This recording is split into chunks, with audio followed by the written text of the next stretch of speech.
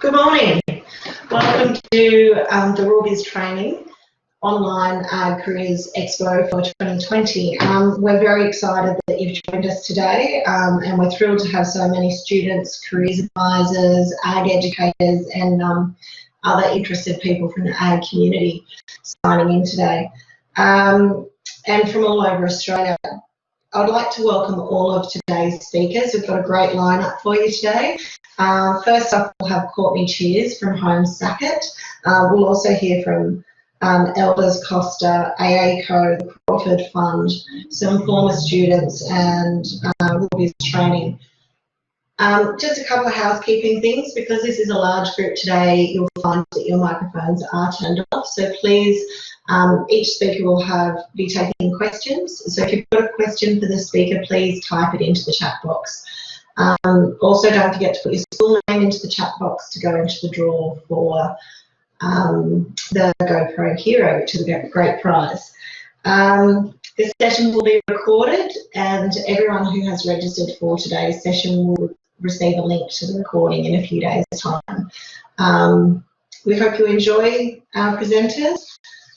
Courtney, are you there, ready to go? Yes, Melanie. Can you hear me okay? Fantastic. Yeah, great, actually. Thanks, Courtney. So Holmes Sackett, a very well-respected organisation. Courtney, I'll let you tell us a little bit about what Holmes Sackett do, and then we'll get into your presentation. No worries. Thanks, Melanie. Good morning, everyone. My name is Courtney and I work for Holmes Sackett. We're based in Wagga. We're an agribusiness consulting company that focuses on improving profitability in farm businesses. I've been working for Holmes Sackett for just over 12 months now. My role is managing the benchmarking database, which has over 20 years of farm performance data. As part of the benchmarking process, we also have a farm salary benchmarking database. In 2019, we collected data from 177 properties, predominantly across New South Wales, Victoria, Tassie and South Australia. Of those properties, 51 completed the farm salary survey last year, and the averages that I'm going to present today are from that data set, as well as the previous years, 2018 and 2017, as a rolling 3-year average. So that's us in a nutshell. I'm happy to start my presentation if you have that, Melanie.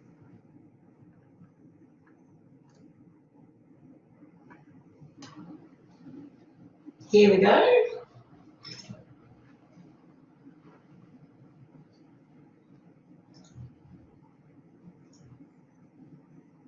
Great, thank you.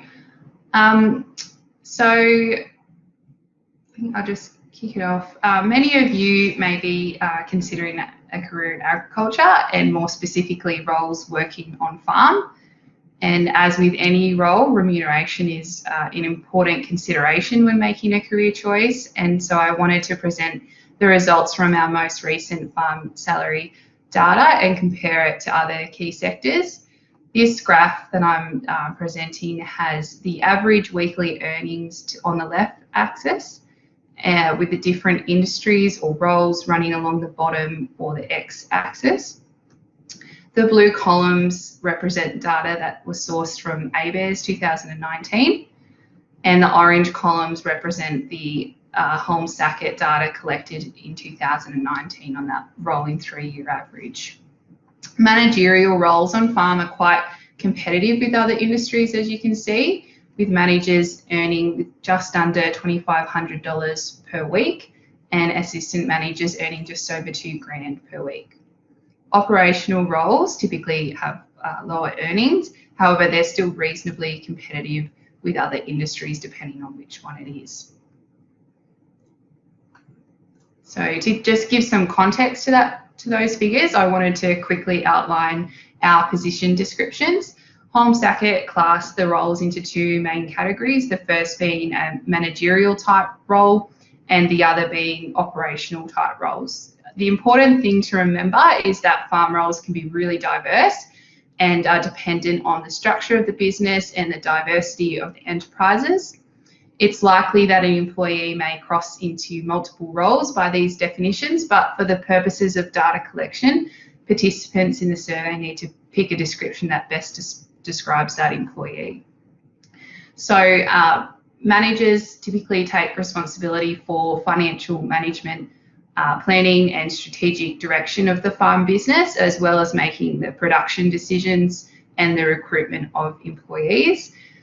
Depending on the structure, farms may have an assistant manager, which might take responsibility for a certain enterprise within the business in conjunction with the manager.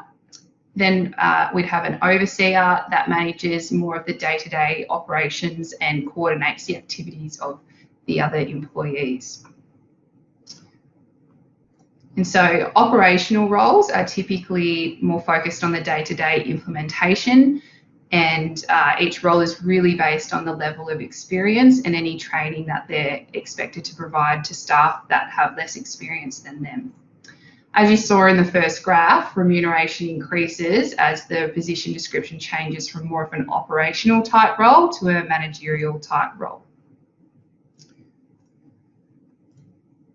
So when considering the remuneration of a role on farm, it's important to understand the entire package and not only the base salary. The total package value incorporates not only the base salary, but any additional benefits that might be cash or non-cash.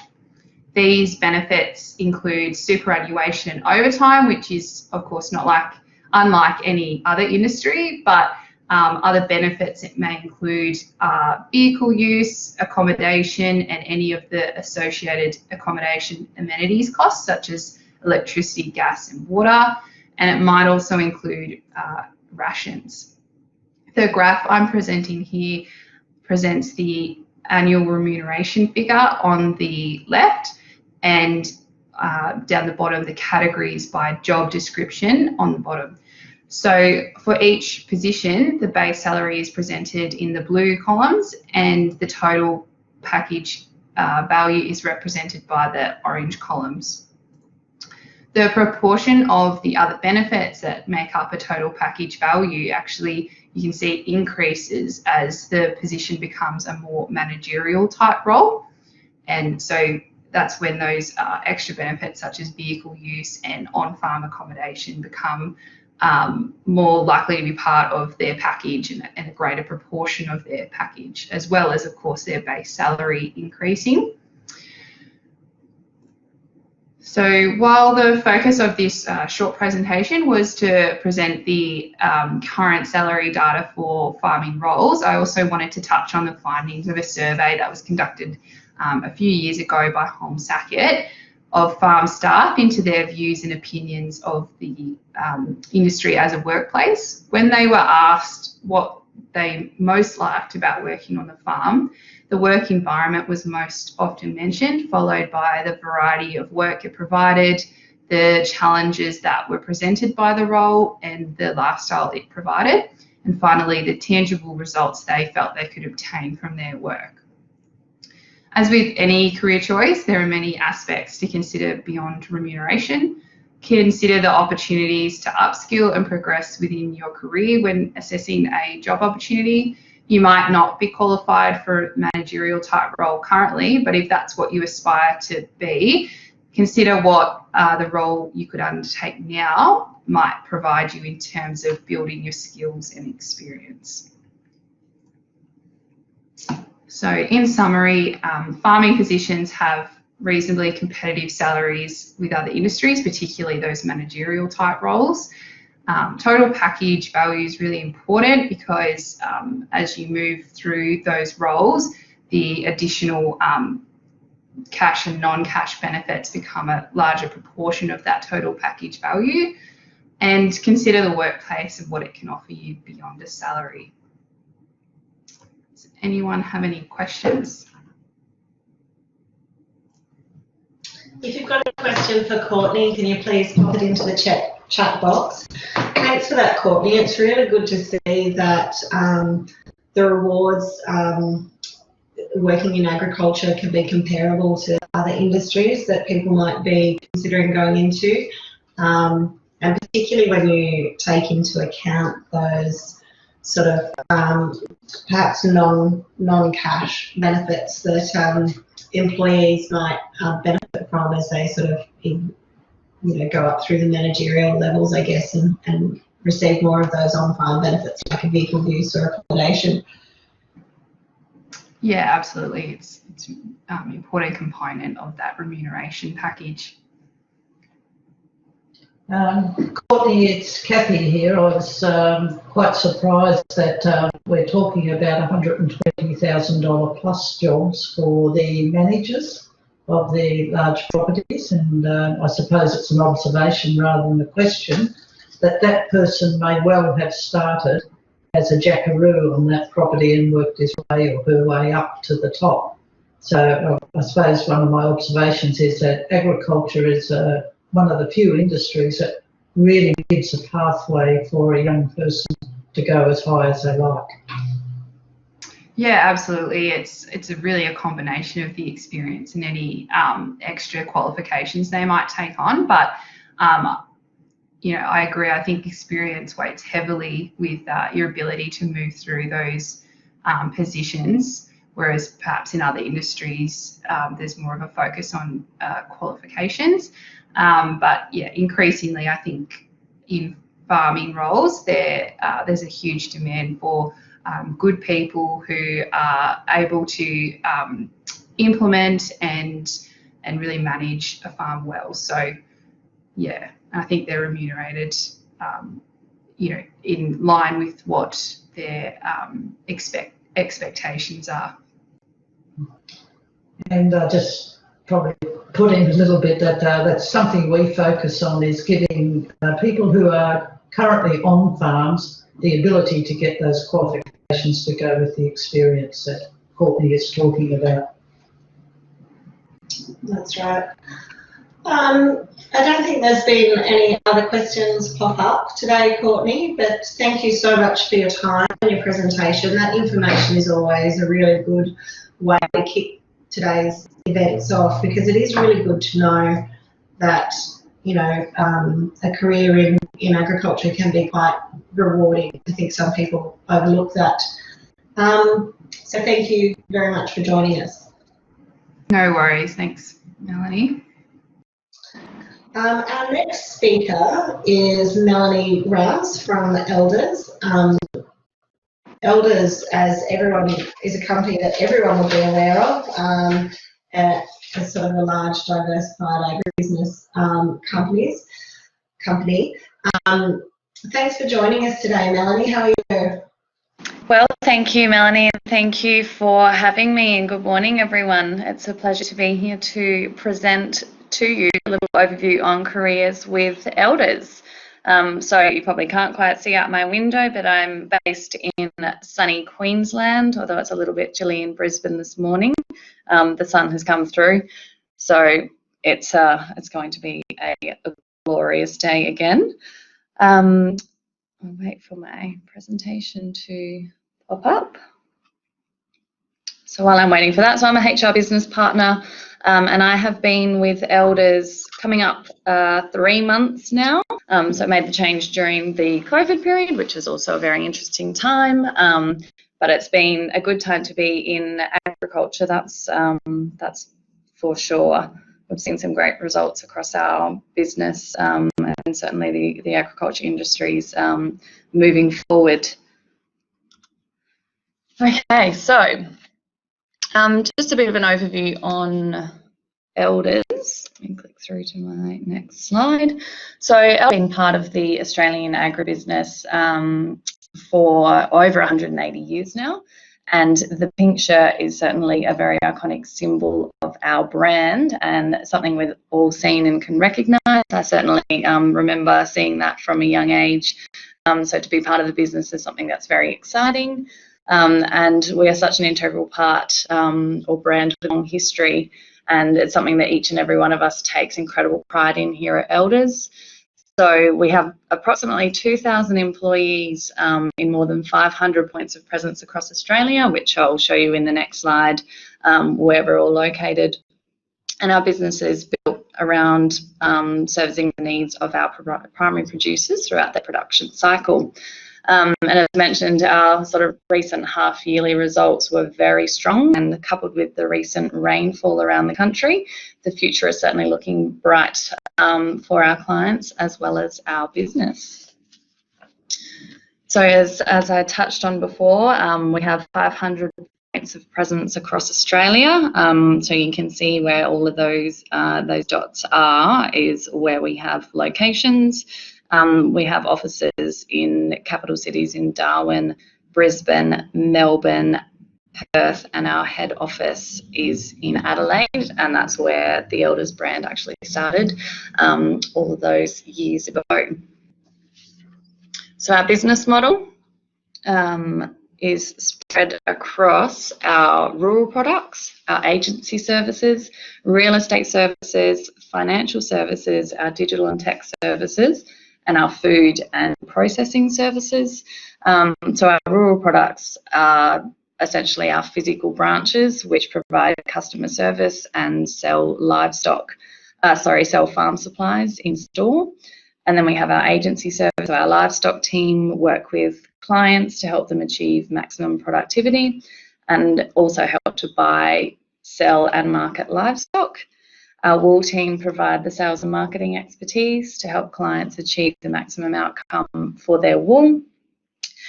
We have our real estate business, which provides the real estate services and marketing expertise to help clients in rural and also residential settings.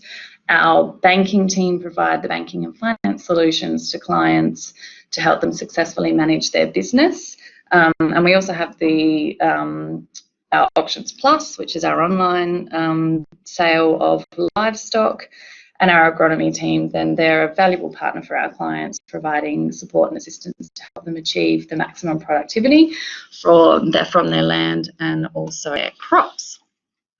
So careers at Elders, there's obviously a wide range of career options available within our organisation.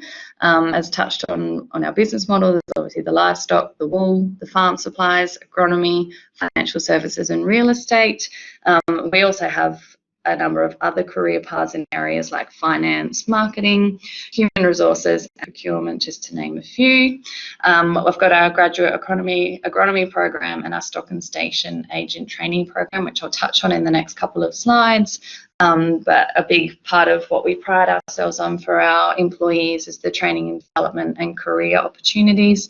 There's certainly some people who've been in this business for a long time and have certainly had a lot of advancement in their career, which has been fantastic, and there's a lot of very talented people with a lot of knowledge within our business, and the salary ranges and packages are very much dependent on the role that you go into and obviously the level of experience that you bring to a role.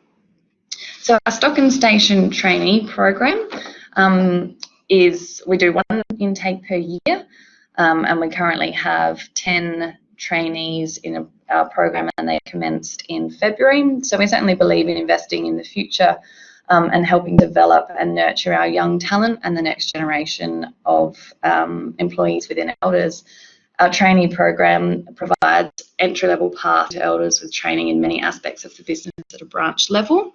So as part of this program, there is 3 rotations, or a minimum of 3 rotations. So about every 6 months, you'll move to a different branch to get some different experience, and it's very hands-on within the organisation. So you might spend some time with the wool guys, you'll go out with the livestock, you'll spend time in branch learning about the farm supplies and learning the administration side of the business as well. So it's a really good career starting point at an entry-level position.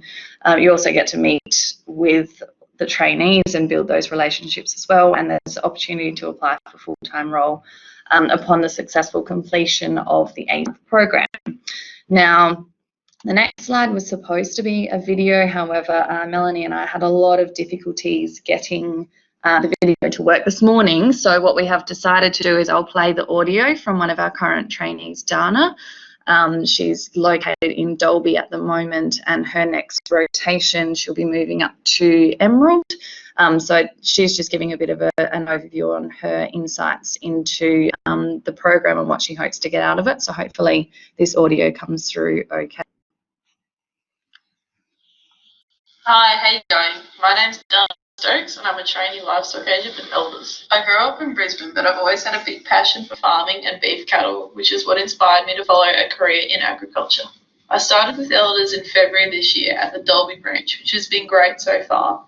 The main industry in Dalby is livestock, mostly beef cattle, which has been my main focus point since being a trainee.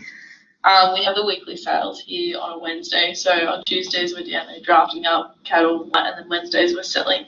So it's been really good to experience the market in such a close perspective. I've also been learning a lot about other aspects of being an agent, so canvassing, client-based relationships, auctions plus, understanding feedlot and processor grids, all the kinds of things that you need to know to be successful in this area. At Dalby, we also have a really great agronomy team, so I've been really fortunate to be going out with them and learning all about pastures, crop, weeds, soil, all the kind of background information that goes into actually producing cattle. So that's been really interesting to know. For my next rotation, I'll be going up to Emerald, which will be really good. Hopefully I'll get an opportunity to have a look at the stud stock side of this industry, which has been a really big motivator for me. I have had experience with stud cattle in the past, and so it's something that I'm really interested in learning. It's totally different to the normal trade that we see here in Dalby. I've also had the opportunity to get into the office and learn a bit of the reception / SSO kind of skills that agents need to learn. So I've learned how to process sales using PC Agent, AS400. I've learned how to deal with client-based inquiries over the phone and account reconciliation. So this is something that I've never done before. Like, I haven't really done anything like this since leaving high school. So that's been a really good refresher and really great in broadening my skill set and dealing with clients. My goal at completion of the traineeship is to find a full-time position as a TSM within Elders. Long-term career goal-wise, I would really like to become an LPA, which is a livestock production advisor, or maybe even branch into agronomy. I'm currently studying a Bachelor of Agriculture through CSU, so that will help open doors into whatever I want to do in agriculture combined with this traineeship. The traineeship program so far, though, has been a real experience. I've been surrounded with a really good team of people, not only here in Dalby, but my mentor has been an excellent support as well. I'm really amazed with how much I've learnt so far. I've only been with Elders a couple of months and I already have a much broader understanding of how the buying and selling of cattle operates on multiple levels and everything that goes in behind the sales, you know, all your computer work, your running sheets, all the little details that you miss when you're just looking from an outsider's perspective. I'm really excited to see where I can go with this traineeship program into the future, and I couldn't recommend it more to anybody else who was willing to give it a go. So that's Dana's little insight into her time so far with Elders. So yeah, she's currently in Dalby, as mentioned, and moving to Emerald, but there's certainly opportunities for people to move, you know, anywhere from, we've got current people that have gone from Victoria up to Queensland and Victoria to New South Wales. So there's sort of no limit if there's a local branch, and we have the opportunity to provide someone local with that training. We certainly will go down that path. All of our trainees are also assigned, as Dana mentioned, a mentor, which is also an excellent external resource for them to lean on and ask questions. So yeah, as you've heard from Dana, her experience so far, it was only a couple of months in, has been really positive, and yeah, hopefully that gave you a really good insight into the program. So the other program that we have is our graduate agronomist program. So there's an annual intake and it is a 2-year program with no guarantee of a full-time placement on completion. That really depends on whether or not there is a role available within the organisation and also the performance of the individual as well. So the first 12 months of the program is split into 2 6-month, rotations by crop segment, so broadacre and horticulture, and the second year is a full-time placement at a location by segment of choice. So basically what we look for, certainly obviously in the agronomy graduate program, is qualifications in agriculture. More broadly, including the trainee program, is we want someone who's got a passion for agriculture and can demonstrate their confidence, motivation to succeed, sound communication skills, and the commitment and enthusiasm to progress through the positions. So if you would like more information on any of our roles, have a look at our website and also our LinkedIn pages. And we also have Facebook and Instagram, so head on over to those to have a look to keep up on what's happening in the business and future opportunities. Happy to provide my contact details post this session as well. So if anyone wants to reach out for further information, I'm more than happy to help anywhere I can. So, questions? Thanks, Melanie. That's fantastic. We have had a couple of questions pop up in the chat box. Leah would like to know, are the traineeships available across a range of states, particularly Victoria, and do you have any focus on the dairy industry? I'll have to get back to you on the dairy industry, but in terms of the locations of our training program, yeah, they're Australia-wide. We've got current trainees in Western Australia, Queensland, New South Wales and Victoria, and we do have 2 in South Australia as well. And thanks, Don, for your comment. It's good to know that there's an agronomy traineeship in Barnstable. How achievable is it for someone who's employed at Elders to sort of progress from a sort of entry-level job into something more technical like agronomy or rural services? Okay, so I mean, with the agronomy side, that we would obviously expect that there is a degree sitting behind you, and then looking at the opportunities where you're located and how we can look to facilitate, I guess, the growth, because we do like to promote from within where we can and grow our people. And in terms of the rural services, again, it depends what kind of branch you're in, and your passion and drive to succeed is, I guess, one of the main drivers for us progressing people as well. Thanks. And Cherie just asked, if you're successful in taking part in the traineeship program, is accommodation supplied, or is that something that you find independently? We assist all of our trainees in finding accommodation, and we provide an allowance for the accommodation. So using Dana as a perfect example, she's got to move up to Emerald, so I'm working with the branch manager from Emerald to find her accommodation, given it's only 6 months. So we certainly most definitely help out in finding the accommodation. The trainees aren't sort of left up to doing that themselves, which can be a little bit daunting, particularly if you have to move states. Yeah, absolutely. That's a really good, sounds like you've got a good support system set up there. And just around the agronomy, it's interesting too, we've, over the last 18 months, we've added a diploma of agronomy to our courses that's becoming really popular and is vet student loan approved as well. So if anyone's wanting to get in at a diploma level to start off the career in agronomy, give us a shout. Then thank you so much, Melanie. That was fantastic. Wonderful, thank you. And is that LinkedIn the best place to keep an eye out for when those traineeships and things like that open up? Yes, LinkedIn or our careers page. LinkedIn, you can probably get an alert, but also checking in on our careers page on our website as well. Okay. Great. So everyone check that out. We'll send out a link to those things when we send out the recording.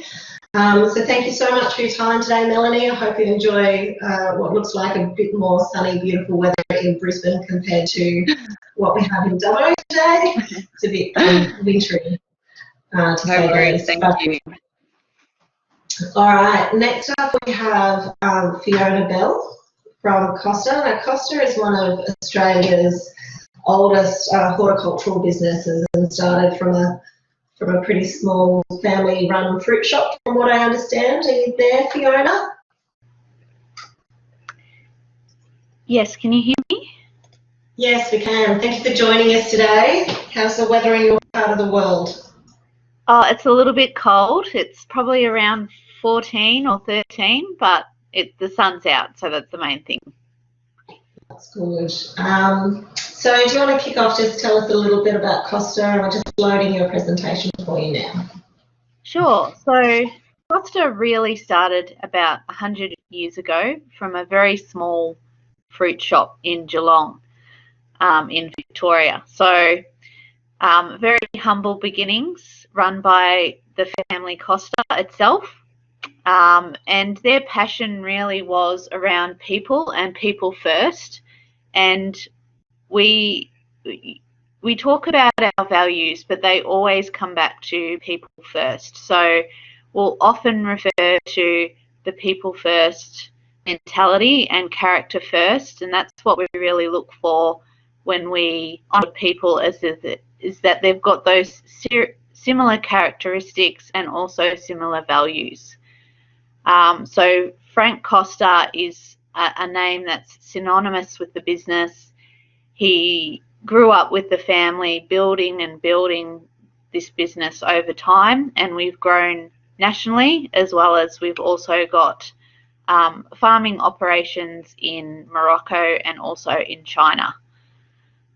So you'll see on that front page we've got some of our produce. Some of our produce you'll see in Coles, Woolworths, Aldi, and some of the independent retailers as well. So yeah, that slide's just a little bit about our history. So it really was around making sure that we provided quality fresh fruit and vegetables to Australia, and the quality produce, you know, we go from, we've got the pillars, which are Costa avocados, bananas, tomatoes, citrus, mushrooms. I'm hoping I haven't missed any there. And there's some of our employee numbers there. So, you know, we can peak up to 7,000 people nationally, and we're also across 30 regional and rural communities. So there's some of our core produce categories. I might have missed some. Berries, that's always a nice one. Grapes. So my role, I'm in HR. I started as a HR administration person, and I've been here about 9 years, and I've worked up to HR manager. I've had the benefit really of growing up with Costa. That's how I find it.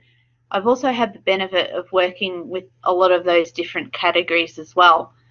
So, you know, whilst a lot of the main processes and systems are the same across each category, they're also vastly different in how they grow. So it's so interesting to learn about them throughout the whole business, and you know, just understand how each of those fruits and vegetables grow, and how they best, you know, how we get the best quality out of that produce. We've also got Costa Farms and Logistics, which market fruit and vegetables from our growers. So we work really closely with growers to make sure that we're able to, first of all, ensure that there's adequate supply to the supermarkets, as well as ensuring that we provide the best quality. And, you know, it's all about marketing and building those relationships with growers and communities in our area.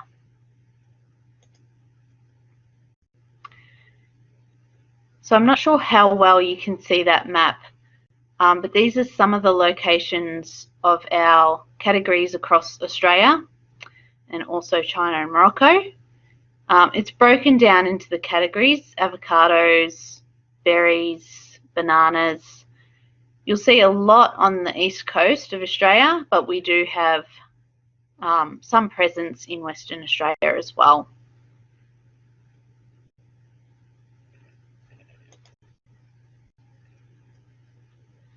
So I wanted to talk a little bit about what we do and the scope. A lot of people, when they think about fruit and vegetables, they think in terms of farming, but there's a range of career opportunities available. So it starts from soil preparation, and obviously getting that right to put the plants in is imperative. Building the right sort of platforms for our produce as well. So a lot of our produce, we've got just open air trees, but we've also got produce like raspberries under tunnels.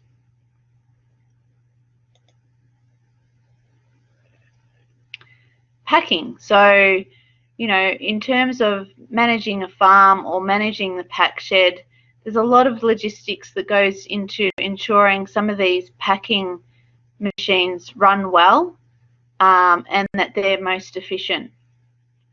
A lot of work also goes into ensuring that the produce is high spec and the quality is top notch. So obviously Coles, Woolies, Aldi have quite clear specifications, and we've got to ensure that we've got systems in place to ensure that we can capture those quality specifications.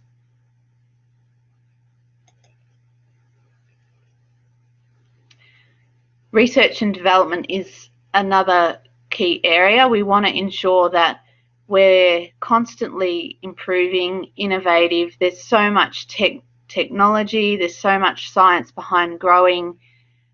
You know, there's so much in terms of different varieties that we can look into and continually ensure that we're providing beautiful produce to the market. So some of our entry-level positions could be, you know, we've got agronomists, we've got IT, we've got administration, sales, it could be human resources, it could be procurement, it could be marketing. Operations there, we talk about the picking, packing, forklift. Trials assistant is one area where, you know, you start getting into the research and development. So there's a full scope of opportunities there where people can enter a business like Costa.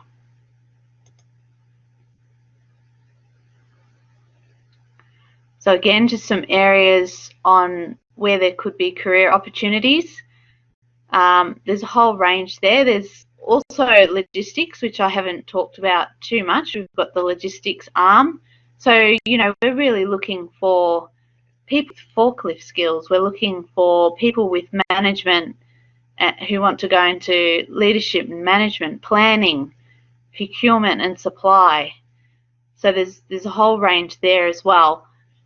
One thing I love about Costa is that, you know, there's obviously, we've got people that have been with the business 20, 30 years and they've grown up with the business. But because of the sheer growth as well, you know, we're buying new farms, we're buying new facilities, it also opens up to, you know, a whole lot of opportunities for new people.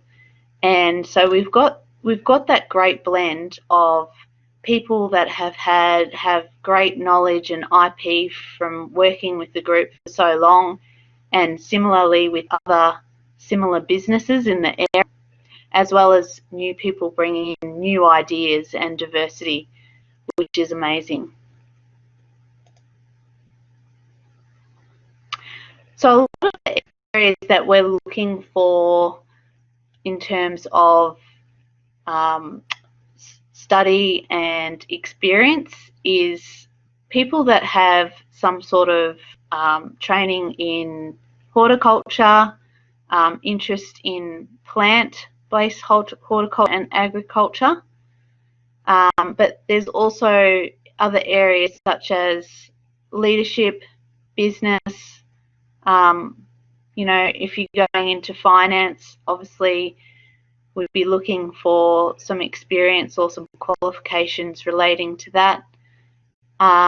There's also a whole set of roles that you can get as you go along in the business, and that could be, you know, people might start out picking and packing, and we'd probably move them into quality control, and then start exposing them to leading others, and that could turn into a leadership position. So there's a whole set of pathways that are possible for people. It's the initiative and, you know, the enthusiasm that we're looking for, and that match with our people first values.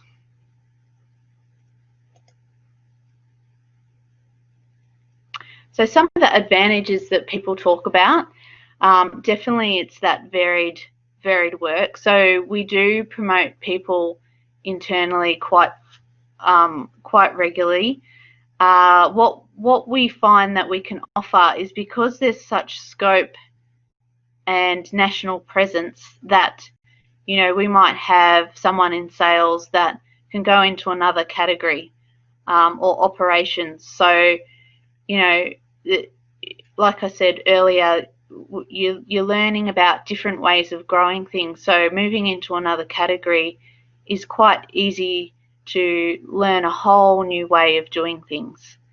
The strong growth opportunities. So, you know, again, we promote our opportunities internally, and, you know, we pride ourselves on developing people up through the company, as well as getting external talent in as well. The people focus, so very much the people values coming in. We're looking for determination, accountability, passion, respect,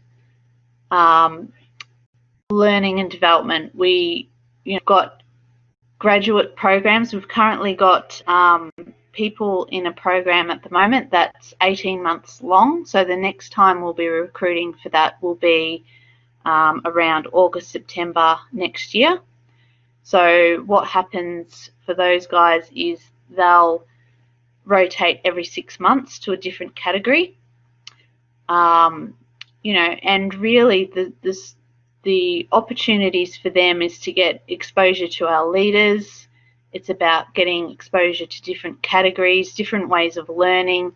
They'll get exposure to farms, pack shed, agronomy, quality control, and ultimately at the end of that, hopefully we've got positions for those that are keen to continue their journey for us as well.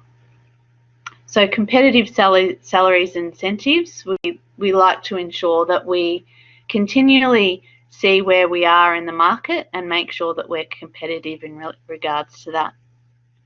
Working with passionate people. So, you know, when I work in Melbourne, as human resources, I am part of more the office team. However, when I go out to my farms, and the category I look after is the avocado and banana category, I get to go out to the farms.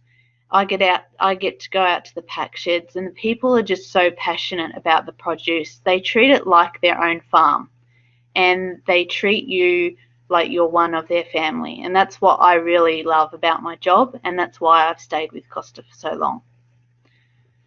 The diverse scope of employment opportunities. So again, just the range of opportunities that are available, I think are pretty awesome. You know, again, when we think of farming, not everyone sees that as sexy in this day and age, but the ability to take farming forward in the future relies on so many different roles and so much different innovation and input that's what makes it interesting moving forward.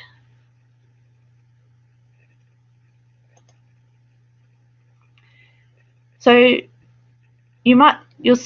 don't know how well you can see these slides, but these are some of the products you might see in the supermarket. You might not necessarily see the Costa name, There's the Driscoll's berries. So we've got a lot of joint ventures.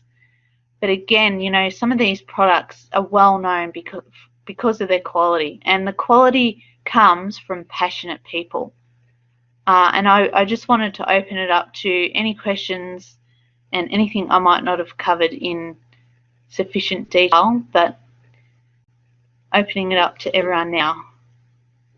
Thank you so much, Fiona. It certainly sounds like Costa is a really culture-driven company that really values its staff, and really, from what you said, it definitely sounds like there's a lot of investment in staff and in having the right culture, like a really positive work placement. Adam from Western Sydney Uni has asked if Costa is planning on shifting towards a more intensive mode of production, as sort of shown in a photograph on slide 8, and what kind of careers are available or going to be created by sort of shifts in production techniques, I guess. Yeah, look, I think we're always looking for different ways in terms of production and efficiencies in that regard. Some facilities, like our mushroom and our citrus, are trialing things like robotic devices in the pack shed. You know, so there's so many new innovations in terms of equipment to ensure we've got those production efficiencies, and then of course you've got to get people with the skills behind that equipment to ensure that it runs, because you know a lot of people think, oh, you know, you use something robotic or more automated, people have less jobs, but that's not actually the case that we've found. What we've found is, you know, you still have issues with those sorts of things. It needs people with the right expertise to run those sorts of things. Yeah, it's definitely a development of skills, or a change of skills, rather than doing away with human labour sort of thing, isn't it? Yeah, that's right. Yeah. We've had Caroline ask, what's the best way for students to gain entry into employment with Costa, specifically in South Australia? I think that's relevant for right across the country. Do you have a careers page, or should we follow you on LinkedIn or Facebook? Yeah, I definitely suggest we put most things on our careers page, and we actually updated that quite a bit this year. So that people can really see the growth opportunities, what sort of pathways there are. So definitely check out our careers page on the website. Follow LinkedIn, but I would definitely emphasize everything comes through our careers page now. South Australia, so you know, we've certainly got a presence there. We've got avocados, we've got citrus, we've got the pack sheds, we've also got Costa farms and logistics in South Australia as well. So, you know, manoeuvring around the website, you know, it's really now easy, I think, to see what's available in each state, and, you know, that makes it easier to see what sort of opportunities there could be going forward as well. That's very good, and thank you to Jenny for putting the link in there for us. That's fantastic. Laurel's asked, what qualifications do you look for in workers? Yeah, so it certainly depends on the role. Ultimately, you know, if we're looking for people like agronomists,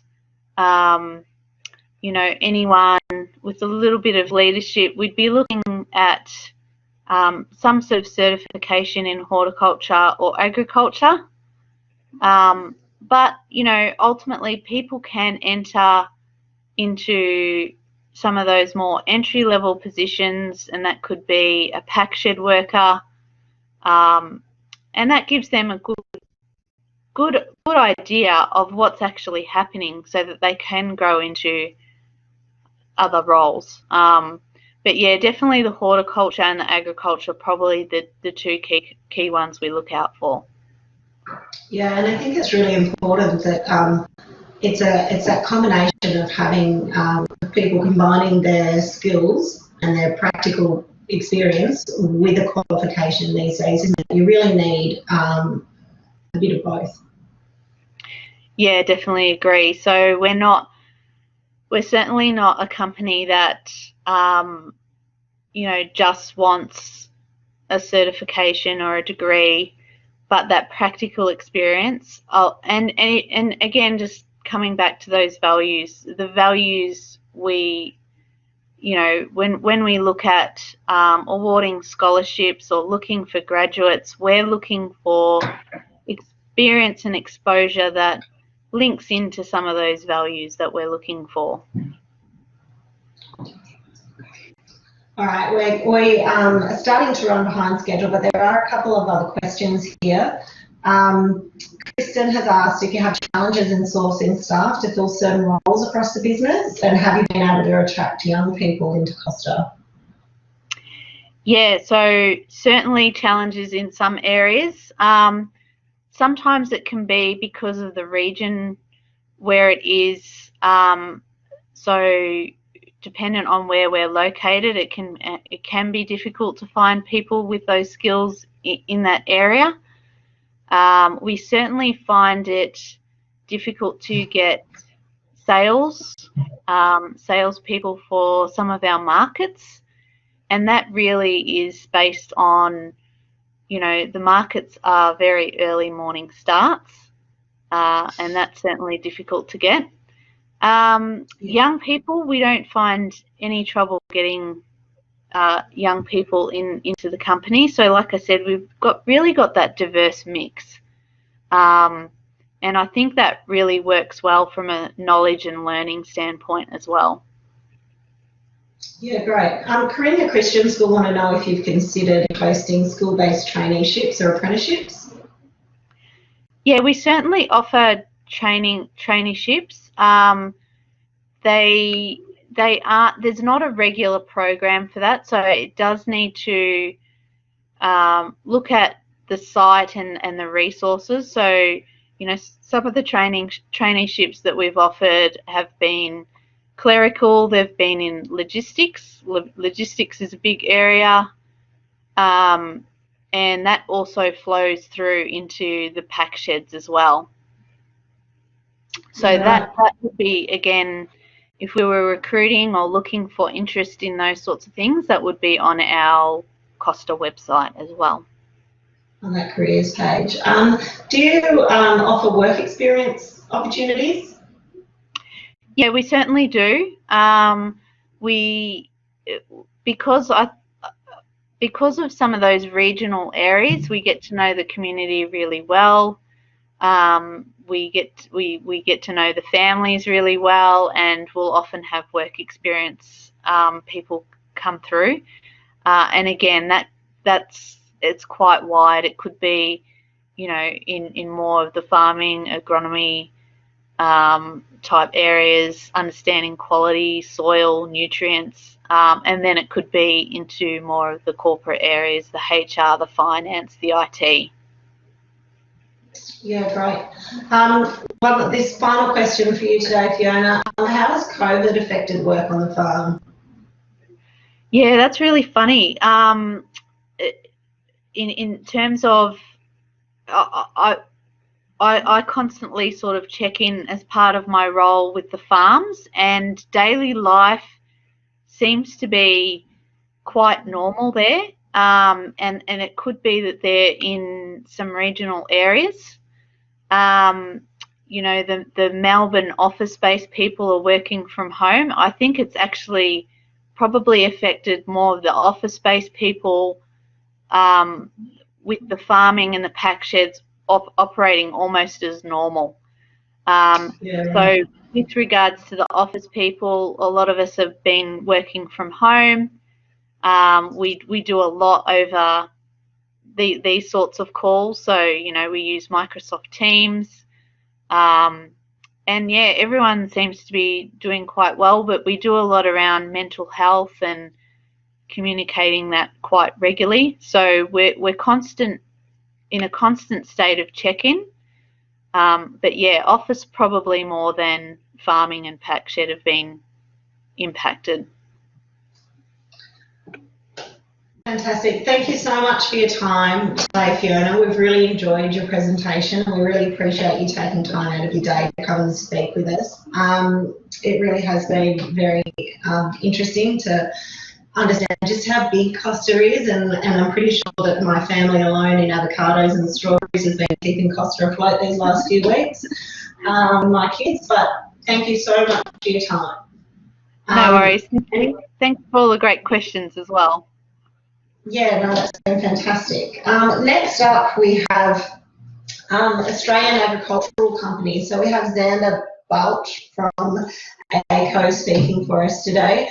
Australian Agricultural Company is one of Australia's largest integrated cattle and beef producers, and it's the oldest continuously operating company in Australia. Zander, are you there?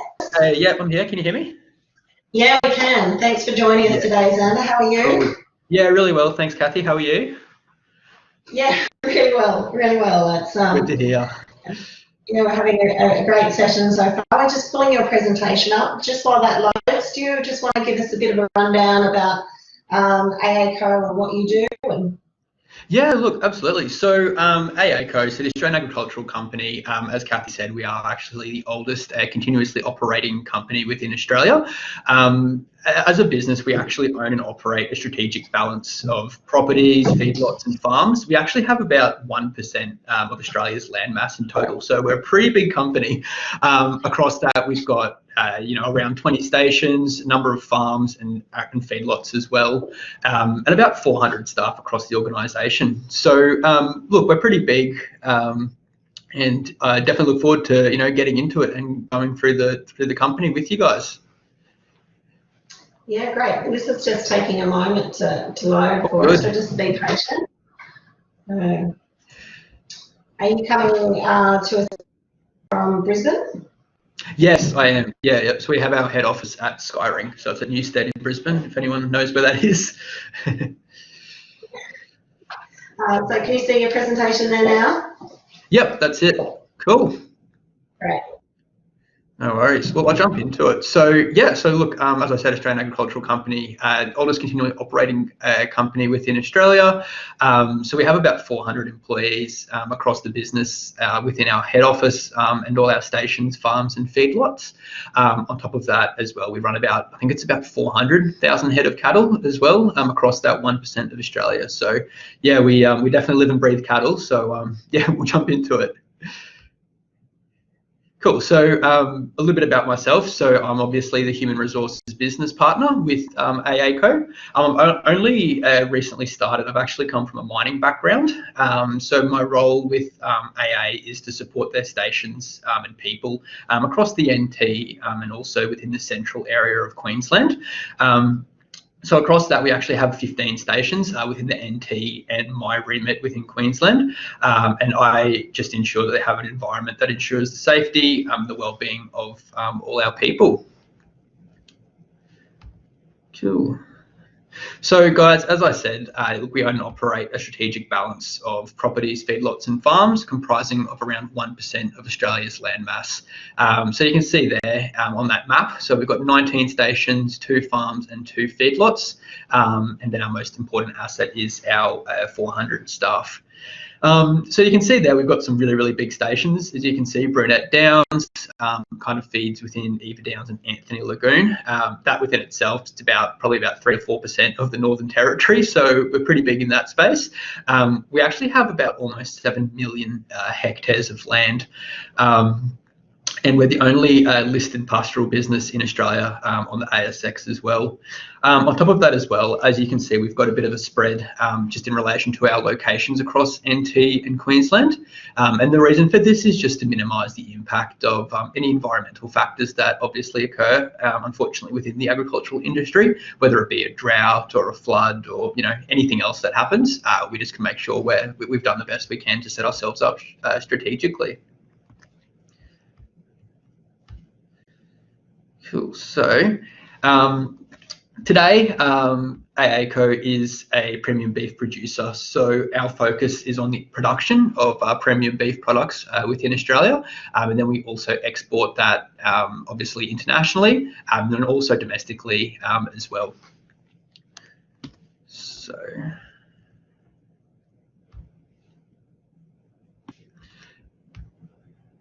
Cool. So we've got 3 key breeds that we run with AA. So we have our AACo composite.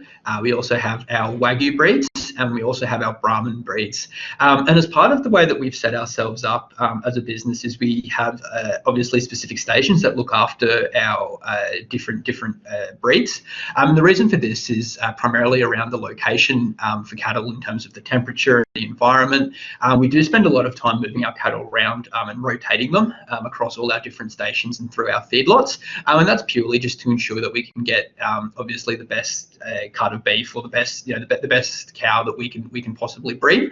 And as part of our research into that, we've actually discovered that the best way to do that is through that rotation consistently around all the different environmental areas within Australia. So that's a little bit about AACo and our key breeds. I'll just jump into the next one, and it actually talks about where we export our cattle to and just the market globally.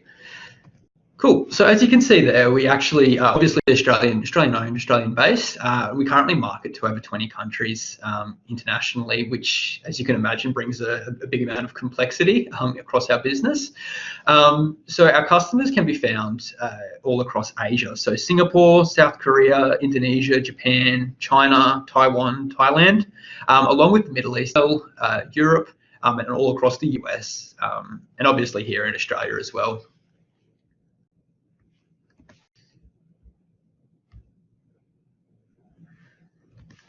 Cool. So the passion of our people is really what drives our business. So AACo as a company, our core strength is our people.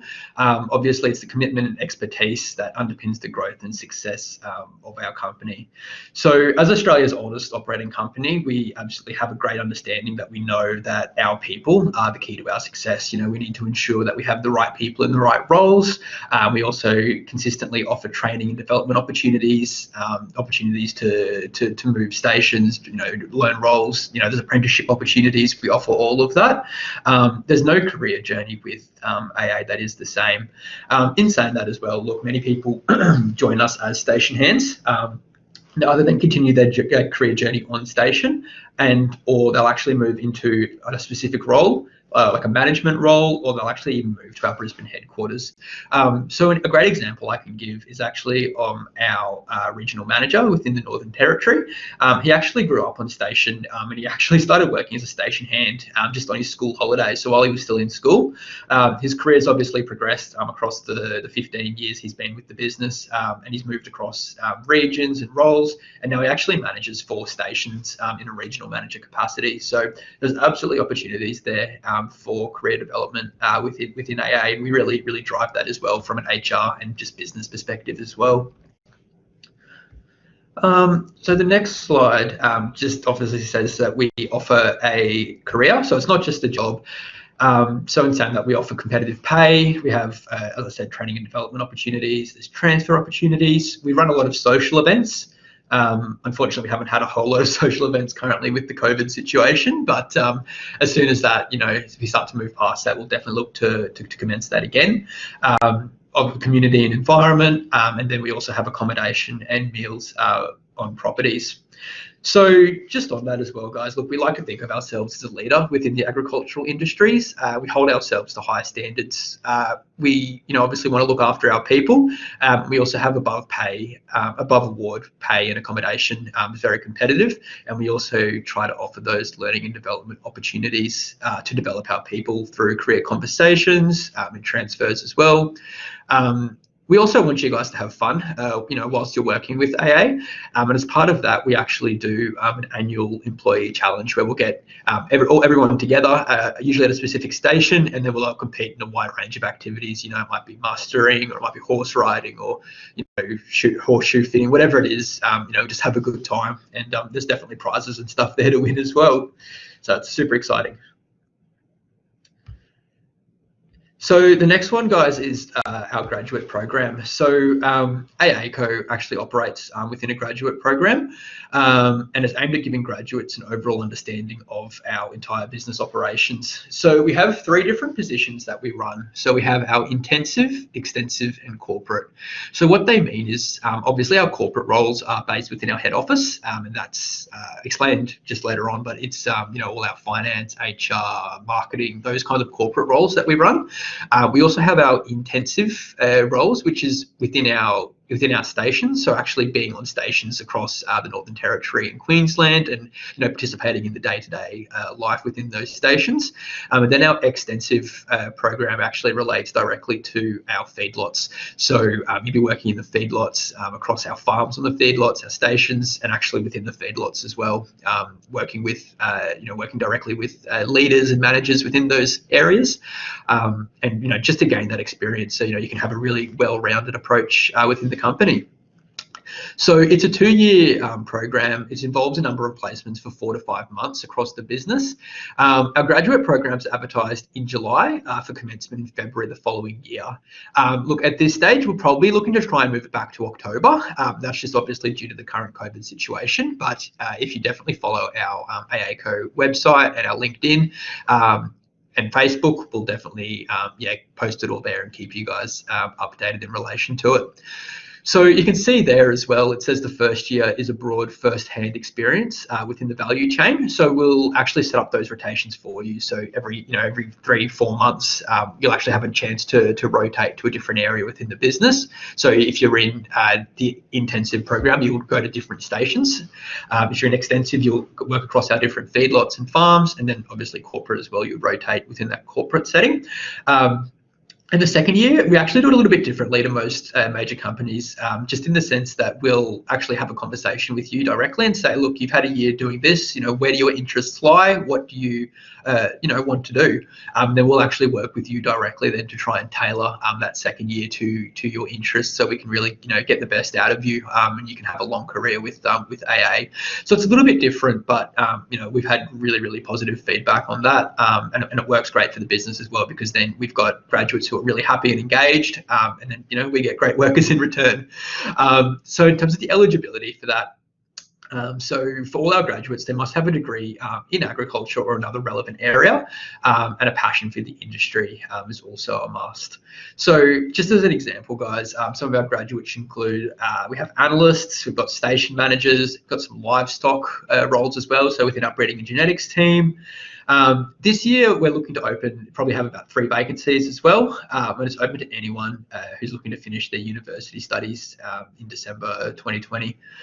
So that's a little bit about the graduate program. I'll jump next slide, and it will actually discuss some of the roles that we actually offer. So as part of our pastoral / intensive program, so we've got station hands, farm hands. I won't read them all, but you guys can have a look and see the different things that we offer there. And just on that as well, we also have some of our rangelands roles.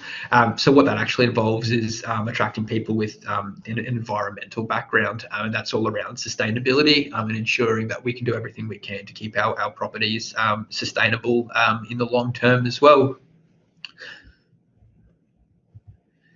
Cool. So I'll jump on just to the next one, which discusses our corporate roles within Brisbane as well. So look, obviously we're an ASX listed company, so we do have quite a large corporate team as well. And obviously we can see all the different kinds of roles that we've got there. So I'll let you guys have a look through that as well.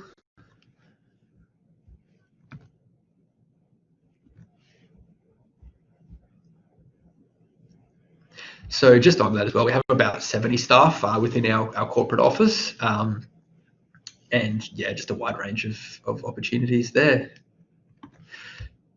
So look, obviously I've spoken about our graduate program. On the other hand, if you were looking to just come on board, through a station role, we actually advertise all our roles via our website. We are looking for a few different roles at the moment, actually, so definitely recommend jumping on and having a look. And yeah, look, it's all our links and everything's there. Otherwise, you can talk to that HR team if you have any more specific questions at that email address there. Thank you so much, Zander. That's really informative. I think there's a lot of people that are really would love to get into the cattle industry, the non-cattle cattle industry. And we have had one question from Simon. What's your advice for an inexperienced candidate? So no horse riding or livestock skills. Is it possible for them to get their foot in the door with a cattle station with AACo? Yeah, look, absolutely. There's definitely opportunities there. As I said, obviously, we have station roles for station hands where that is part of the role. But saying that as well, within our stations, we have a wide variety of roles. So if I just jump back a couple of slides. So we've got a whole range of roles that we do recruit for, and then if you were successful in getting to station, as I said earlier, we have a really big focus on training our staff, just to ensure they can be the best they can be. We really take an interest in that, so we'd absolutely work with you to work on your horse riding skills and whatever else is that you'd like to work on. And alternatively, if you were looking to come through our graduate program, again, look, horse riding skills and that, whilst good, won't, I guess, have a huge impact as well from that perspective. And Zander, Tamworth High has asked if you've got any idea about the starting wage for sort of the more entry-level positions. Yeah, absolutely. So we're actually, it's all covered by an EBA, all our positions. So everything's all there within the web. You can find that all online. So it's all covered within our EA across all our entry-level positions. We pay a daily rate, and then if you're on the feedlots, then we do pay an hourly rate, but that's kind of the split. But yeah, no, it is actually competitive in relation to other agricultural companies as well. So yeah.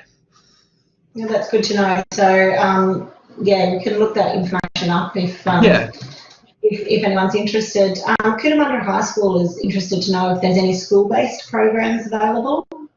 So in relation, So look, in relation to the school-based roles, probably look to be honest, probably at a school level we don't have any, I guess, programs per se. I know it is something that we're actually looking at in the pipeline, actually, to try and implement a bit of a program there to start bringing students out to school, out from schools to our stations and whatnot. I guess. On the flip side, what we'd look to do currently is, look, we do have school-aged children that do work on stations. We do have some 16, 17-year-olds that work as station hands on station, and that's absolutely fine. We definitely work with that and facilitate that. We also employ governesses and whatnot to actually assist with teaching as well. That's kind of what we do at the moment, but look, definitely watch this space. It's something that we're looking to try and move into in the future. Yeah, great. A question from Caroline. Do you have anything? Does AACo do any tourism with your operating properties, or purely commercial? Yeah, look, it's purely commercial, and that's just, I guess, from like a health and safety / risk perspective. It would be great if we could get into that. I just don't know, I guess, what the legalities would be and whatnot in relation to having tourism on the stations. But good question. Yeah, and Cherie wants to know, if you're not into horses but bikes, can you do your mustering and stuff on bikes? Yeah, absolutely. Yeah, we have. Yeah, no, absolutely. We've got horses. We've got motorbikes, vehicles. You name it. We definitely work with that. So yeah, absolutely not a problem at all. Yeah, great. And one of our former students, our graduates from 2 years ago, I think, Bessie, she's currently in a co-graduate program and has had nothing but good things to say about it. Absolutely loving her experience. Oh, that's really good. Great. Yeah, and I think she did a gap year as well. So I think there's opportunities there if you want to go and do a gap year in the MT, something like that. AACo might have opportunities. So I would recommend everyone check out their website and LinkedIn. Thank you so much for your time today, Zander. We're going to keep moving because we are starting to run a little behind schedule. But thank you so much for joining us and giving us your time today. No worries. Thanks, everyone. Appreciate it. Cheers. Next up, we have Sam Coggins, who's going to speak on behalf of the Crawford Fund for us today. We're just getting your presentation loaded. Hi Sam, how are you going? G'day Kathy, g'day everybody. I'm really good. How are you? Yeah, good, thanks. So it's Mel here at the moment, Sam. So the Crawford Fund is really involved in engaging international agricultural research and development. That's a bit of a different take on what we've heard so far today. Can you tell us a bit about that just while we're loading your presentation? Yeah, so I'm representing the Crawford Fund, and they're an NGO based out of Australia, and their mission is to support food security for everybody in the world and support agriculture in developing countries and our neighbours in Asia, the Pacific and even Africa. And they do that by leveraging Australia's immense agricultural expertise that you've already heard about through other presentations today. Yeah, so just want to say, yeah, I'm Sam, I'm 24 years old and I really love agriculture. Today I'll give you 5 reasons why I love agriculture and I think why it's worth considering as a career choice. And I want to do that by telling you about a farmer named U Win Win. So U Win Win is a rice farmer from Myanmar, a country in between India and Thailand. And I get to work with U Win Win. He's a rice farmer in Myanmar, and we're working together on a smartphone app to help rice farmers in Myanmar use fertilizer at the best possible times on their rice crop. So when you put fertilizer on your rice crop at the right time, the fertilizer goes into the rice plant instead of into the atmosphere. And so this means less greenhouse gas emissions, more rice yields for the world's fast-growing population, and then also more incomes for farmers like U Win Win so they can send their kids to school.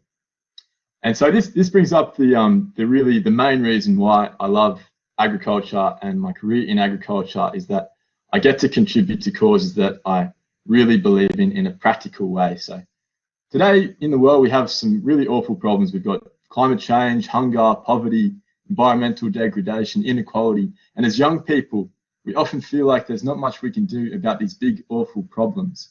And that is why I love agriculture, because it gives us a practical real-world mechanism to create real solutions for these very real problems. I was surprised to learn at university in agriculture that most poor people in the world are farmers, and most hungry people in the world are farmers, and farmers produce just about all of the food that the world depends on. And so in view of this, supporting farmers and working with farmers to sustainably grow more food using less resources is a really practical way to address food security and poverty and environmental degradation. So the person that pays my wage is Bill Gates. So obviously most people know him as a really rich guy. And then a lot of people also know that him and his wife Melinda have created this foundation using their vast wealth to make the world a better place. And a lot of this foundation has been devoted to agriculture because, in Bill's words, it's been proven that of all the interventions to reduce poverty, improving agriculture productivity is the best. So that's the first reason why I love agriculture, is that it's a practical way to contribute to things that I really do believe in. The second reason why I love agriculture is for the variety embedded in my work in agriculture. So for my average day working with U Win Win, it might start with working with the rice scientist on the content of our smartphone app. And then it might progress to a call over Facebook Messenger video with U Win Win and our other mates in Myanmar. And then third, later in the day, it might be a call with one of our business mentors on how we can grow our social enterprise. So that's just the variety in my work alone. Every day I'm learning about Myanmar language skills, learning about soil science, about the practicalities of rice farming, software development, business know-how. It's impossible for me to be bored if I was trying to be bored. And that's just the variety in my career alone, in my job, but there's also massive variety between jobs in agriculture. And I want to tell you about this through some of my friends that are also very early in their careers, in their mid-20s, working in agriculture. For example, Lundy is my friend from South Africa. She is researching policies for the United Nations on how they can support farmers in Africa. My friend Cooper, he's working in Papua New Guinea with honey producers on how they can improve their livelihoods through producing honey in more effective ways. My friend Grace, she's researching how we can leverage bacteria to create fertilizers out of thin air in Southeast Asia. My friend Ellie, She's working for Costa's group, who already presented earlier, and she's working with avocado growers and avocado supply chains in sunny Queensland. My friend Alpha, he's from Jamaica, and he's created a social enterprise in Jamaica supporting community-based agriculture in Jamaica. My friend Anika, she's a leader in climate action representing farmers across Australia and around the world.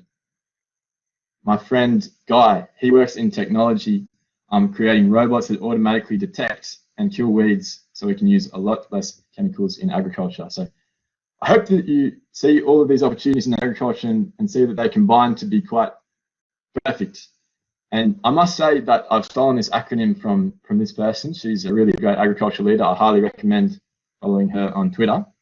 And so it gives you a taste of the massive variety of careers you can have in agriculture. And I hope you notice that some of these people and my friends that work in agriculture, some of them work in agriculture from the city, some of them work in agriculture from the country, some of them focus on agriculture in Australia, some focus on agriculture in developing countries, and some do both.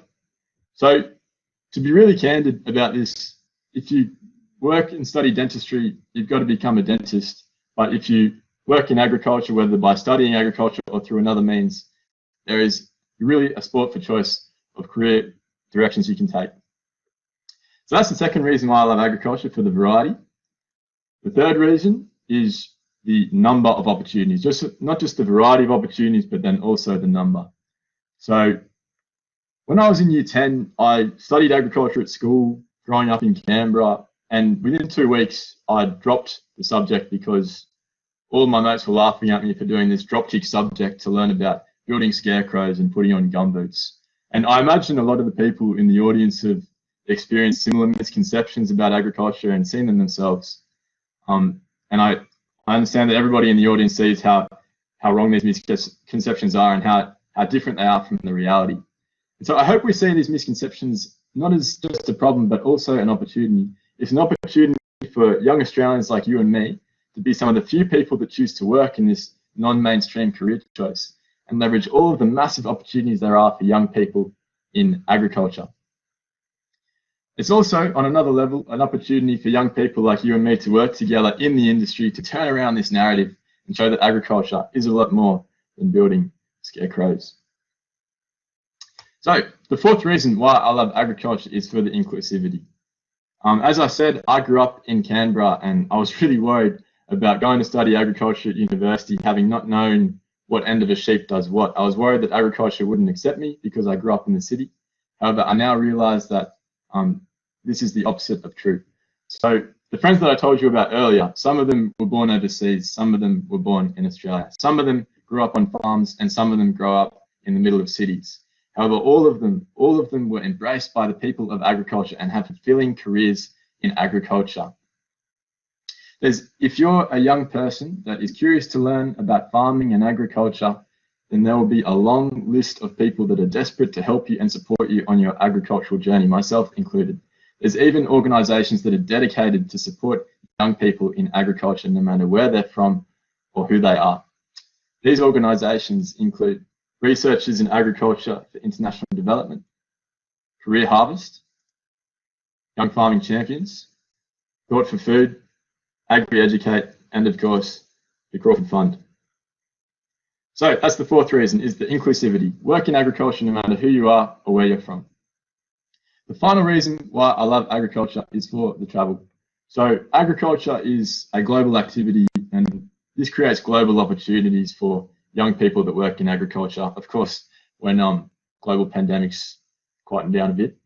So in my short career, I'm 24 years old and I've been able to work and learn in over 10 countries. These have included a semester of study in Sri Lanka, a youth agriculture entrepreneurship conference in Brazil, and a university field trip to rural Vietnam.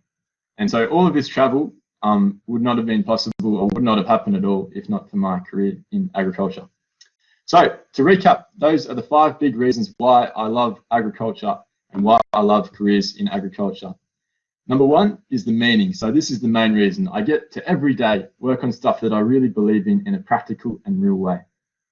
The second reason is that when you work in agriculture, you can work on a seaweed farm, in a laboratory, on a policy table, in a boardroom, or you can do all of the above. The third reason is for the opportunity. The demand for young people in agriculture is much bigger than the supply. Fourth is for inclusion. Work in agriculture no matter where you're from.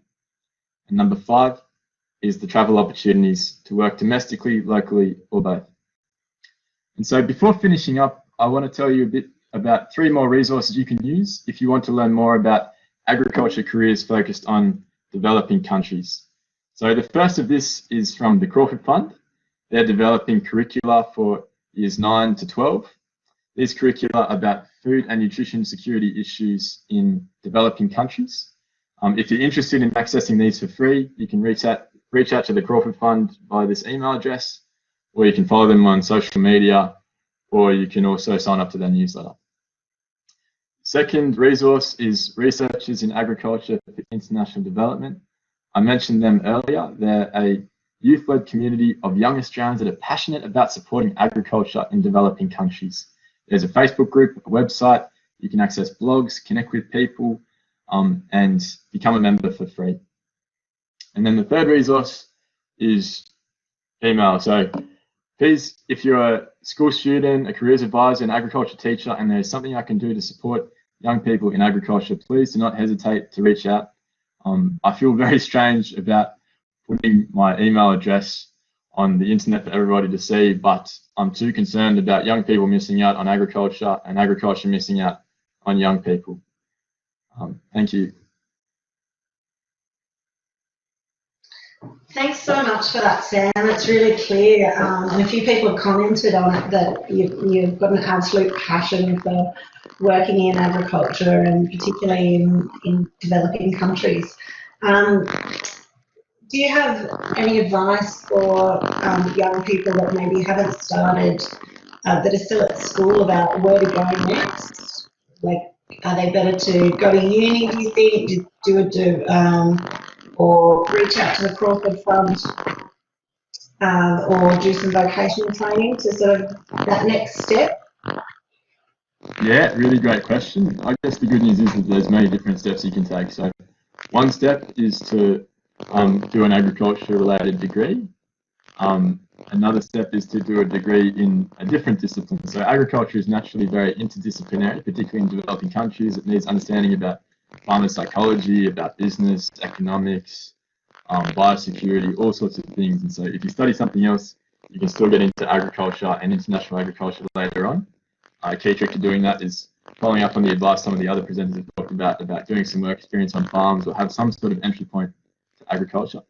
And then, yeah, a third avenue is to not go to university. You could go directly to developing countries and work for NGOs that support farmers in developing countries, or do some vocational training, or work on farms in Australia. There's a massive variety of work you can do in agriculture, and a massive variety of ways that you can access those careers. Also, would like to note on the RAID website, there's a lot of blogs, a few blogs about different opportunities, specific ones for university students, like conferences, scholarships you can apply for, scholarships you can apply for to do semesters abroad and things like that. So I would highly recommend the RAID website and Facebook group to stay in the loop for different opportunities to get involved in the developing country stuff if you're interested.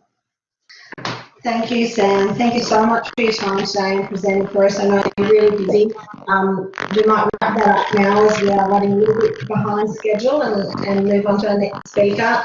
Kathy Reid, who's part of the Crawford Foundation, has put in a couple of links there in the chat box for teachers to be able to access resources. So please check those out. Thank you so much for your time today, Sam. Thanks, Melanie. Thanks, everybody else. Hope you have a great day. You too. Our next speaker today is Keagan. Keagan Size graduated from RuralBiz Training last year with both a diploma in agriculture and an advanced diploma in agribusiness management. Keagan completed this study as part of an integrated degree offering at UNE. And Keagan, we're just getting your presentation loaded ready. Are you there with us? We're on. Oh, yeah, I can hear you. How you going, Keagan? Well, thanks. That's good. Thanks for joining us today. Yep, no worries. I've just put a few photos up that Keagan sent me. I'll let you click through those are you able to click through those as you speak, Keagan? I think so. You just use the arrows underneath the picture. If you struggle, I'll click through as you talk. But welcome, Keagan. Thank you for joining us today. If you can just tell everyone what you're doing at the moment. So, no worries. Yeah, I'm Keagan. Graduated from RuralBiz and UNE last year.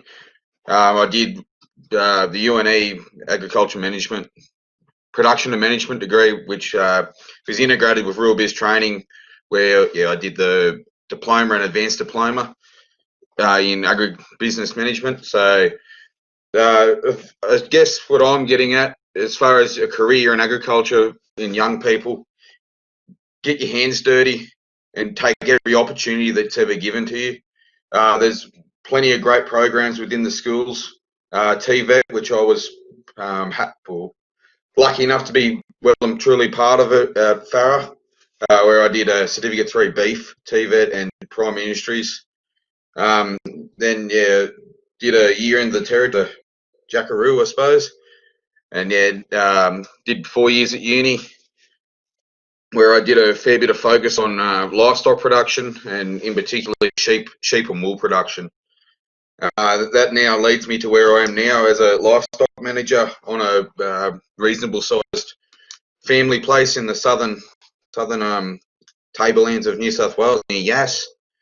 Yes, my role's pretty well run the day-to-day operation of all our livestock enterprise, which are 350 cows and calves, and up to about 20,000 sheep, with a fair few wool cutters and breeding ewes and opportunistic trading. The business I work for is very, very innovative and up there with technology and infrastructure improvements, as well as soil testing, grazing management, feed budgeting. So we know plenty in advance of what we have and what we don't, and where our next steps are 2 months down the track. For young people getting into agriculture, it's an exciting industry with plenty going on. As I said before, just be prepared to get in, get your hands dirty, and enjoy it. That's the big part of it, enjoying in what you do, whether it's tractor driving, livestock handling, into the science, laboratory side of it, and research. It's a major part of our industry to get our paddocks onto the plate at the best economical and best quality product possible. And there's many steps involved in that. And it happens before the paddock, genetics, breeding, then to production, to growing the animals, to then slaughter, marketing. Marketing is massive now in agriculture, to getting our best value for our product. And then eating qualities, which is part of research of end product, also going back to getting the most profitability for our farmers or our producers such as myself.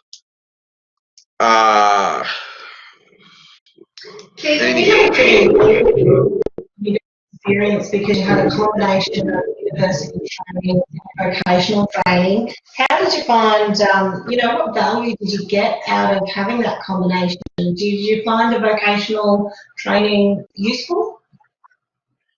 Oh, absolutely, very useful. All the way back to TVET stuff back in my high school years, to doing the diploma and advanced diploma with RuralBiz. Very beneficial for me in my career progression. A lot of what you see is now what I practice, which is very supporting to what the industry does going forward. So to young people out there, if you get the opportunity to study at whatever level, take the opportunity and run. you'll only benefit yourself. Thanks, Keagan. And would you say that the vocational training was pretty hands-on all the way up, even up to your advanced diploma? It is hands-on, yes, but there's still a very book side of it, which there has to be. There is brains behind farming. It's not just chucking sheep in a paddock and bringing them out the other end and shearing them. There's a lot of science, a lot of brains behind it. Yeah, fantastic. Does anyone have any questions for Keagan? I'm sorry to cut you a little short today, Keagan. We're just running a bit behind schedule. Haying for rural, yes, that is great advice. They've said great advice, Keagan. Thanks. And it really is good advice. Like, take every opportunity, every opportunity, and take every opportunity to learn along the way. Because I think every one of our speakers today has really reinforced that it's that combination of learning and experience and passion that's really going to give you a rewarding career. I think we're going to keep moving just because we are a bit short of time. I'm sorry, probably cut Keagan a little bit short there. Before we're going to move on with the RuralBiz training presentation. It's going to give you some information about educational opportunities. Thank you so much for your time today, Keagan. Looks like you're having a great time down on the farm in Gas. And we'll talk to you again soon. Thank you very much, and it's been a real pleasure to hear all of the different speakers. As you can see, I'm at the older end of all the speakers, and it's just been great to get everyone really confirms my belief that agriculture is a fantastic career, always has been, always will be. So I want to just run through with you some of the ideas on where you can get the qualifications for agriculture. Every one of our speakers has emphasised the need for experience plus qualifications to really get ahead. And as Keagan said, agriculture is not just about brute strength anymore, it's certainly got a lot of brains behind it as well. I think Mel has done a great job in summarising a great group of the types of careers that you can go into through some training in agriculture and with some experience behind you. So it's huge diversity. I think someone made the comparison with dentistry, where you really become a dentist. There are probably some other careers around dentistry, but agriculture is a standout choice if you want to be able to have a variety through your working life. They've also mentioned this Career Harvest website. It's one that would encourage you all to go and have a little dig around in. It gives you some great ideas, not just on careers, but also on scholarships and other opportunities. Also, just touch base, every state offers some sort of subsidies, and we've got a collection of all the various websites where you can go to your state. The first website is My Skills website, which is Australia-wide, but the other states are all listed there, and just when you click on those, you'll be able to go through to your state's website and see the subsidies that are available. So let's have just a quick look at where the various types of training fit in. So we can see that we've got 10 levels in the Australian Qualifications Framework. This is your post-school, what you do after school. And you can see that the vocational system or VET system goes up to level 6. And then there's an overlap from level 5 with the university system up to level 10. And so Keagan, who has just spoken, was a great example of that overlap area. He did the diploma and advanced diploma with us at the same time as he was doing a bachelor's degree. And that was made possible because of this overlap. You'll see that sometimes you can't enrol for the two simultaneously at the same time, but you can do a diploma and an advanced diploma, and usually you will receive some significant advanced standing from most universities. So let's have a look at what RuralBiz does, coming back to our organisation. So we're an organisation that specialises just in agriculture. We don't pretend to be anything else. We offer vocational training in agriculture Australia-wide. So we go from the Certificate 3 through to the Advanced Diploma level, and we offer it in a range of fields and in a range of ways. So most of our students are studying online with us while they are working on farm. Many of our students are in fact managing their own farms and working with us. Other students are younger people who have got a job on farm and are able to study online with us at the same time. So we're set up to be very flexible in that way, in that we can accommodate your workplace, provided it meets certain requirements for assessment tasks and your time frames. But on top of that, we have 2 other locations where you can go and do a traditional course with us. So at Armidale, New South Wales, we offer our Diploma of Agriculture, followed by our Advanced Diploma of Agribusiness Management. And I'm really pleased to say that we've got a collaboration now with Rowse Institute at Northern in West Australia, and we're hoping to start offering our Diploma of Agriculture within the next month.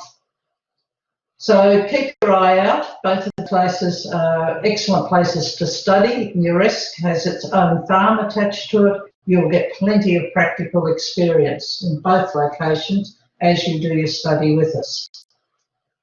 So you can choose to study on your own farm or on your work farm, or come and study with us face-to-face full-time in Armidale or West Australia at Rowse. So a list of the areas that we train in. Agronomy has come up a few times, and you'll see that we're actually running agronomy as a Diploma of Agronomy that Melanie mentioned earlier. So agriculture and agronomy are probably our biggest areas, followed by agribusiness would be our 3 biggest areas, most popular areas for training. But we've also got a significant enrolment in horticulture. We do conservation and land management, but I'll draw attention to the fact that this is very farm-based. So some people think of conservation and land management as being mainly national parks and wildlife. That's not our aim. It's not to train rangers, to assist farmers and people based on farms to gain those skills in conservation and land management to better manage their resource. Viticulture, some people want to specialise in the grape production, and finally community coordination and facilitation is really designed for people who are working in land care type organisations, and they are also working directly with farmers. So we do just do agriculture. Everything we do is focused on farms and their management. One of the things we just put in front of you for a little thought is that we offer a gap year option where you might go and get a job, an interesting, challenging job after you leave school, and you can simultaneously do online study with us. So you could be studying towards your Diploma of Agriculture while you are employed in your gap year. Generally, you'll find that the study you've done with us during that gap year will count towards advanced standing if you then decide to go on to university, or you may decide then to continue on and finish the diploma and go on to the advanced diploma. Okay, funding. Usually there are 3 types of funding that most of our students look at. So firstly, there are the state funding options, and we're registered to access funding from Queensland, New South Wales, Tasmania and South Australia. So if you're resident in any of those states and studying with us, you'll be able to access some state subsidy towards your course. But no matter where you are in Australia, for our diploma and advanced diploma, you'll be able to use a vet student loan, provided you meet the eligibility requirements of being an Australian citizen, and that's available Australia-wide. that allows you to defer payment for your course until you're working and earning money rather than having to pay up front. We also offer a payment plan, and that means that if you want to pay for your course as you go through, you can spread the cost of that over the period of your study with us. Number of scholarships, we'll draw attention to a couple of them. The rural and regional scholarships are very valuable scholarships. They're worth up to $18,000, and they can be used for people who are enrolled from Certificate 4 up. So Certificate 4, Diploma, Advanced Diploma of our courses, you could still qualify for a rural and regional scholarship. Okay, so the website is there, down at the bottom dot point. I'd encourage you to go to that QTAC website. And also just be aware that in past years we have offered our own scholarships to study with us, and we design these for rural and remote students. So we're really trying to target students that maybe haven't had the opportunities to gain qualifications and encourage them to apply. Last year we offered 2 scholarships, and they were the full fees for the Diploma of Agriculture. So keep in contact with us to make sure that you don't miss those ones. The Career Harvest website that's been mentioned a few times through this whole session has a really good range of scholarships and their details of where to apply on it.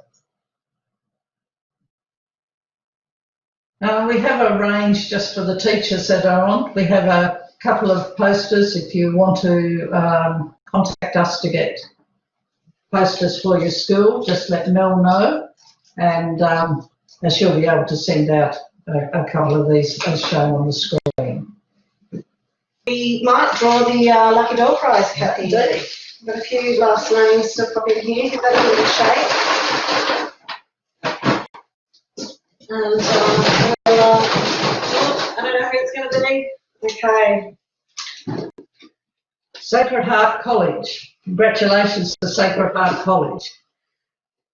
Thank you very much, everyone who's attended today. We will send out this recording in a couple of days.